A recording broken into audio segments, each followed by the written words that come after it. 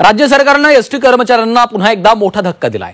ST महामंडळानं आर्थिक कोंडीचं कारण देत मार्च महिन्यात 56% पगार कर्मचाऱ्यांना देण्याचा निर्णय घेतलेला आहे। दरम्यान यानंतर राज्यातली एसटी कर्मचारी संघटना चांगल्याच आक्रमक झाल्या।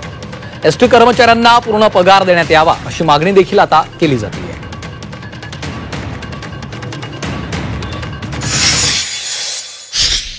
एसटी महामंडळाने काय काढला पर्याय याच्यात की 56% पगार द्यायचा, पण एसटी महामंडळाच्या 77 वर्षाच्या इतिहासामध्ये ही 56% पगार देण्याची नामुष्की पहिल्यांदा उडवली आणि याला जबाबदार सरकार आहे। कारण सरकारने कबूल केलं होतं की वेतनाला लागणारे आणि खर्चाला लागणारे सगळे पैसे सरकार देईल म्हणून संपाच्या वेळी त्रिसदस्यीय समितीच्या मार्फत कबूल केलं होतं आणि ते दिलेलं नाही। सरकारने पलटी मारली म्हणून हा विषय आला। तुकड्या तुकड्यांनी भीक देणं आता चालू केलंय का, अशा भावना एसटी कर्मचाऱ्यांच्या आहेत। माझं नम्र विनंती आहे की एसटी कर्मचाऱ्यांचा आता सरकारने आणि प्रशासनाने अंत बघू नये। एसटी कामगारांची जर सटकली तर सगळ्यांना मागात पडेल, कारण महिनाभर घाम गाळतोय आम्ही एवढ्या टेम्परेचरमध्ये। 65 लाख लोकांना रोज सुरक्षित सेवा देतोय, नेमकं आम्हाला देतानाच कुठं अडचण निर्माण होती याचा प्रश्न आम्हाला सुटत नाही। तेव्हा आम्हाला विनंती आहे, आम्हाला कुठलं राजकारण करायचं नाही, परंतु सगळ्या कॅटेगरीचं सगळ्या घटकांचं भलं बघत असताना जो कष्ट करतोय कर्मचारी, त्या कर्मचाऱ्याला 100% पगार देण्याचा निर्णय आजच्या आज तातडीने घेतला गेला पाहिजे। एसटी महामंडळाची जी अवस्था आहे ती बिकट आहे। आमचे मंत्री प्रताप सरनाईक त्याच्यातून रस्ता काढतायत।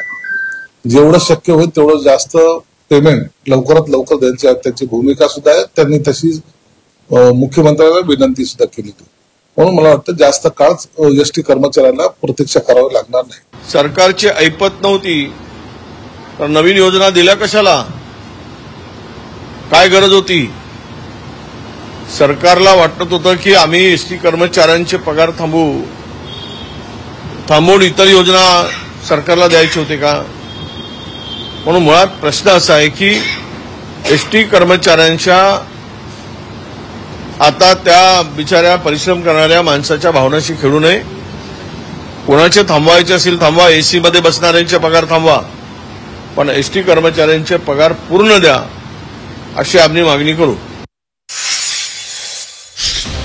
एसटी कर्मचाऱ्यांच्या हाती मार्च मध्ये निम्माच पगार आला। कर्मचाऱ्यांना 65% पगार दिला गेला।